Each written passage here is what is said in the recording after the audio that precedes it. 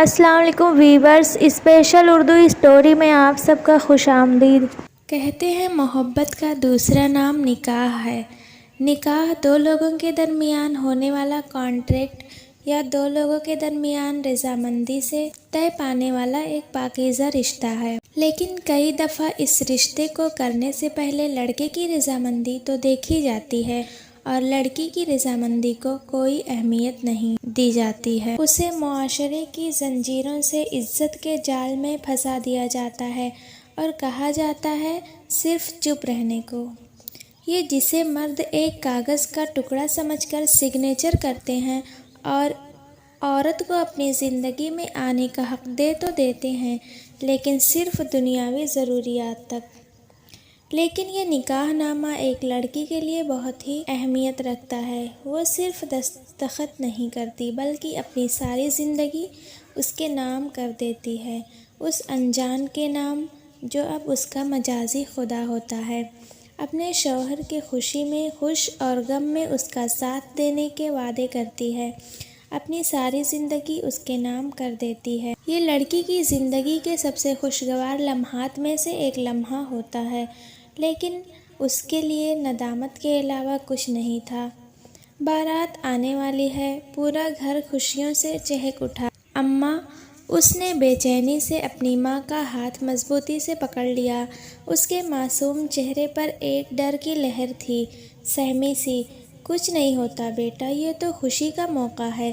اس کی ماں کی آنکھوں میں آنسو آ گئے۔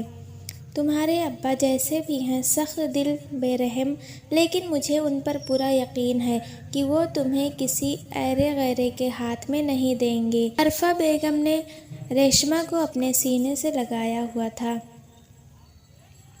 لیکن انہیں اندر سے ابھی ڈر تھا کہ کہیں برا نہ ہو جائے، کیونکہ گھر میں ریشمہ کے ابا ارشد علی کے علاوہ کسی نے اس ہونے والے شوہر کو نہیں دیکھا تھا۔ اب کیا یہاں رونا دھونا کرتی رہو گی یا اسے باہر بھی لے کر آؤ گی؟ بہت رو لیا ہے، رخصتی کے لیے بھی کچھ بچا کر رکھ لو۔ ارشد احمد چھڑی کا سہارا لیتے ہوئے کمرے میں داخل ہوئے۔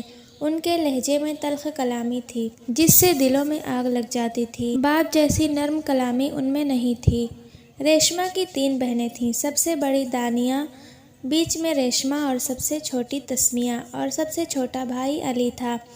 گھر کا ماحول ہمیشہ ڈرا اور سہما ہوتا تھا۔ وجہ ان کے ابو ارشد علی کا غصہ تھا، اپنی بیٹیوں پر طعنہ بازی، ان کو معاشرے میں بدنام کرنے کے طعنے دیتے تھے۔ اکثر ریشمہ اس کا شکار بنتی، کیونکہ اس کی بڑی بہن دانیہ پسند کی شادی کرنا چاہتی تھی۔ ارشد احمد کے لگاتار نہ کہنے پر آخر اس نے گھر سے فرار ہونے کا فیصلہ کر لیا۔ اسی وجہ سے ارشد احمد کا غصہ اپنی بیٹیوں پر اور زیادہ بڑھ گیا اور انہوں نے ریشمہ اور تسمیہ کی پڑھائی بند کروا دی۔ ریشمہ کالج کے آخری سال میں تھی جب اس نے پڑھنا چھوڑ دیا، جبکہ تسمیہ نے 10ویں جماعت کے امتحان دیے تھے۔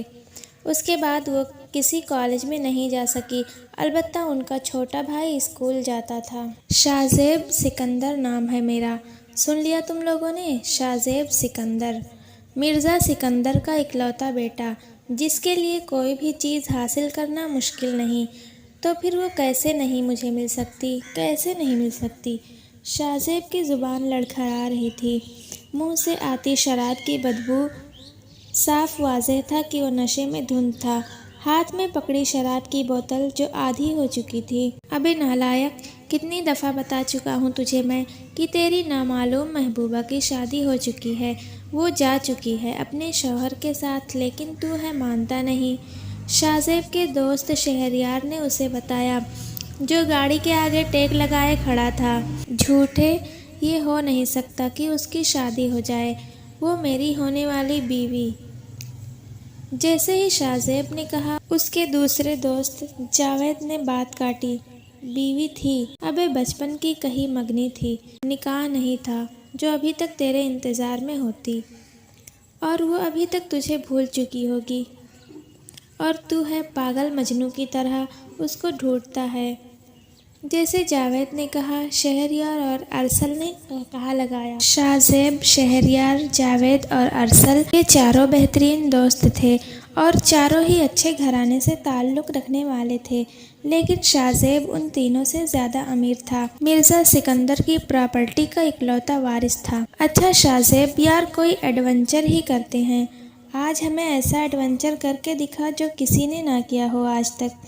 جیسے ہی ارسل نے کہا، شاہ نے ساتھ ہی گاڑی پر رکھی ایک اور شراب کی بوتل اٹھائی اور لڑکھڑاتے ہوئے گاڑی سے ٹیک آگے کی اور چند قدم آگے بڑھا۔ کون سا ایسا ایڈونچر ہے جو تیرے یار نے آج تک نہیں کیا؟ دنیا میں کوئی ایسا کام نہیں ہے جو میں نے آج تک نہ کیا ہو، شاہ نے مسکراتے ہوئے کہا۔ اچھا، جاوید نے طنزاً کہا، اگر ایسا ہے تو آج پھر یہ کر۔ کیا؟ شاہ نے جاوید کی طرف دیکھا۔ یہ جو گھر ہے نا سامنے، جاوید نے کہا۔ سب کی نظریں اس گھر کی جانب متوجہ ہو گئیں جو لائٹ سے جگمگا رہا تھا۔ یوں معلوم ہو رہا تھا جیسے ساری چاندنی نے اس گھر کو اپنے لپیٹے میں لے لیا۔ بجتے ہوئے بینڈ باجے چیخ چیخ کر خوشی کا اظہار کر رہے تھے۔ جاوید، تیرے کہنے کا کیا مطلب ہے؟ ارسل نے حیرانگی سے اس کی طرف دیکھا جو طنزاً مسکرا رہا تھا۔ مطلب یہ کہ ہمارا ایڈونچر بوائے اس شادی کے گھر میں جائے اور ایک ایسا ایڈونچر کر کے آئے جس سے ہماری آنکھیں کھلی کی کھلی رہ جائیں۔ جیسے ہی جاوید نے کہا، شہریار اور ارسل چونک گئے۔ ابے پاگل ہو گیا ہے، شادی کا گھر ہے اور نشے میں ہے، وہ اگر اس حالت میں جائے گا تو مار کھا کر ہی آئے گا۔ اور دیکھ، بارات آ رہی ہے، مطلب لڑکی کی شادی ہو رہی ہے۔ جاوید، تو ہوش میں تو ہے؟ جیسے شہریار نے کہا، شاہ آگے بڑھا اور کہا، بس چپ کر جاؤ تم لوگ، میں اس گھر میں جاؤں گا اور تم سب دیکھنا، ایسا ایڈونچر کروں گا کہ تم سب لوگ حیران رہ جاؤ گے۔ شاہ کی آواز میں نشہ پن تھا۔ صاف ظاہر تھا کہ وہ اندھا دھند نشے میں تھا اور نشے کی آڑ میں اس نے شادی والے گھر میں جانے کا فیصلہ کر لیا۔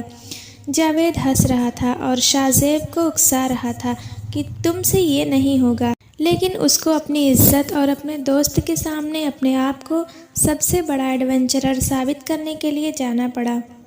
لیکن شہریار اور ارسل اس بات پر متفق نہ تھے۔ لیکن شاہ نے ان سب کی انسنی کی اور اس شادی والے گھر کی طرف بڑھ گیا۔ شرم نہیں آتی آپ کو اپنی بیٹی کے لیے یہ رشتہ ڈھونڈتے ہوئے؟ عرفہ بیگم نے چلاتے ہوئے کہا۔ کیوں، کیا ہوا ہے؟ صحیح اور اچھا بھلا تو ہے، اور ویسے بھی تیری بیٹیوں کے لیے یہی بہتر ہے۔